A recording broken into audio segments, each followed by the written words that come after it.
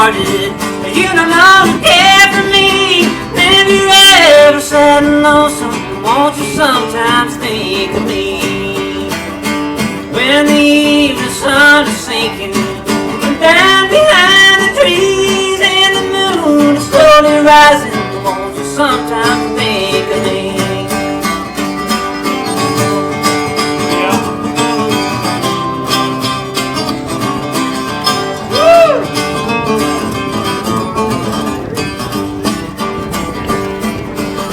Will always keep your picture.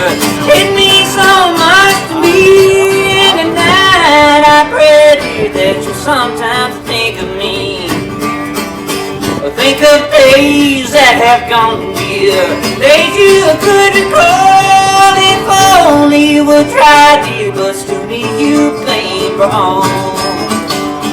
When the sun is sinking down behind the trees and the moon is slowly rising, you sometimes think of me.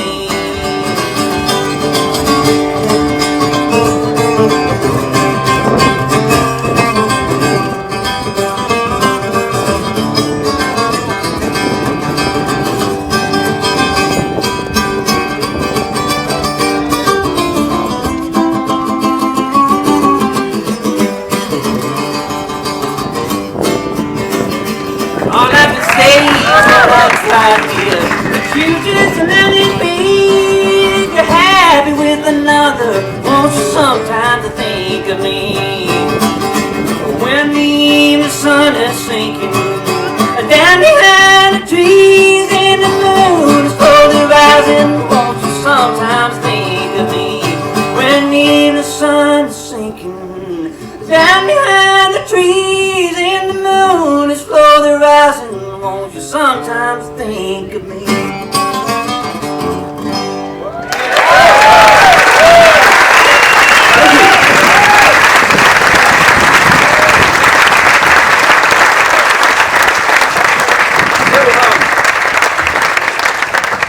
This is supposed to be a workshop of some sort, and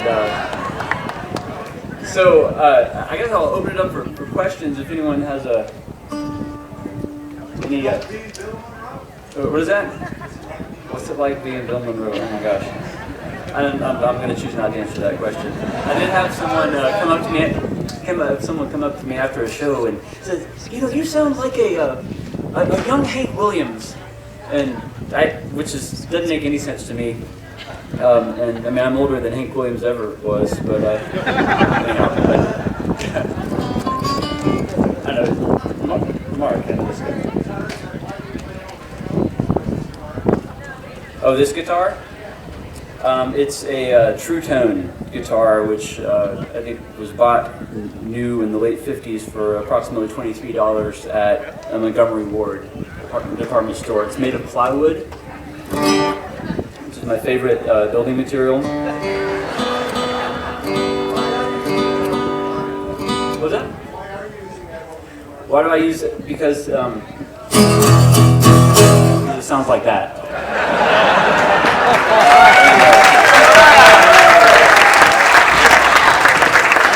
Well, seriously, I will have my Martin over here. I'll be using it in a bit, but the Martin is a D18, and it's very mid-rangey and focuses and kind of punches through the mix. So I usually use the Martin when I'm playing with other instruments because it can kind of find a spot, and I use this one when I'm playing by myself because it's, when you get on the mic, it's got a lot of low end, and it's also like all the buzzes and rattles that I think some people would find objectionable. I actually like it. This kind of it's a little bit like what fills in the upper end of the spectrum, like cymbals do in a drum kit, or it's like the African kalimba players, they'll like nail bottle caps and stuff to the gourd instruments, and so it rattles around. Like all that extra rattle is just part of the music, and that's how I think of this guitar.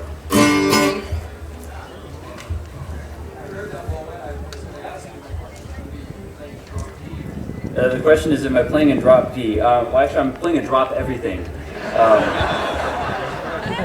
This guitar, I tune down a whole step, and then sometimes I tune down the low E string, or which is now usually a D string. Now it goes down to low C.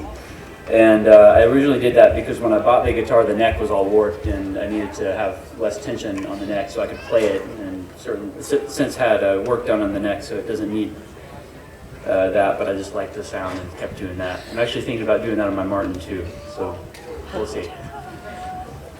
Make some people blanch around here.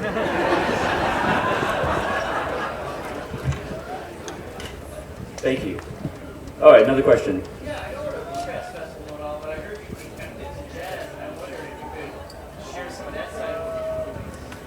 Oh, the question is hearing that I defected to jazz and asking if I would share that side of what I do. Well, that was kind of it's something I studied in high school and college, and I did horn arranging and all that, and it was kind of a part of my musical education. It was a good way to learn about harmony and how to improvise, and ultimately, to me, it felt, for me personally, like largely an academic pursuit. And after college, kind of get out of that ivory towered environment, and I felt that bluegrass music, which is something I grew up with, is something that spoke to me more directly, and wanted to speak through. And so, there is improvisation and syncopation and all that stuff in bluegrass music, and you'll hear little bits of that come out when certainly when I play with Chris Thiele, we start to improvise and do all sorts of weird stuff that I probably wouldn't have thought to do if I had not studied jazz at some point. But I kind of try to keep it tucked in, because I prefer 3-chord music for the most part.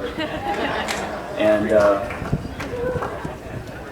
I kind of went through a phase where I was interested in like blending styles. I could do like a fusion of bluegrass and jazz and world musics and stuff like that. And then I just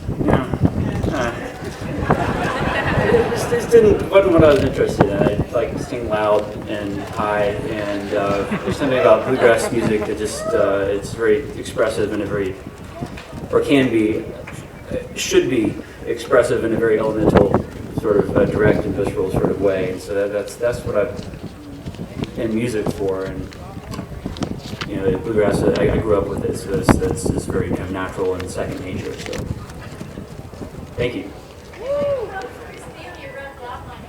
How has Chris Thiele rubbed off on me? Well,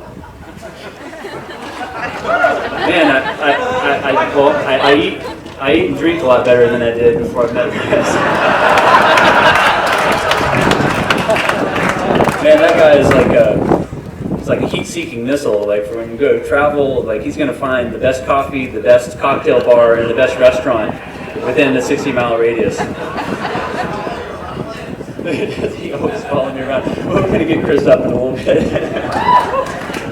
Well, I think Chris has helped me kind of reconcile some of my musical past, like having studied jazz. Like I went through a period of, after I left the jazz world and was getting back to bluegrass, I was very kind of anti-jazz, and I wanted to just play very direct 3-chord, kind of music, more kind of influenced by punk than by other kind of more refined sorts of music. And Chris helped me, when we first started playing together, all this music just started happening that surprised me. And I'd never played like that with anyone before, and he helped me realize that there's no need, and it's probably not a good thing to like deny parts of your musical past. And so he's helped me kind of reconcile with things that I was trying to reject, because when we play, we play 3-chord music, and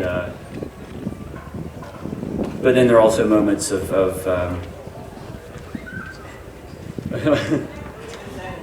like more kind of complex things happen, and that I think they, for the most part, happen kind of organically within the music. So it's kind of helped me be more at peace with that and not feel like I needed to project,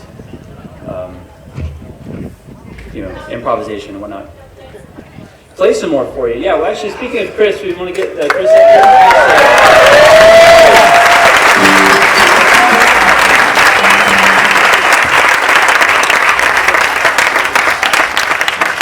Ladies and gentlemen, Chris Thiele.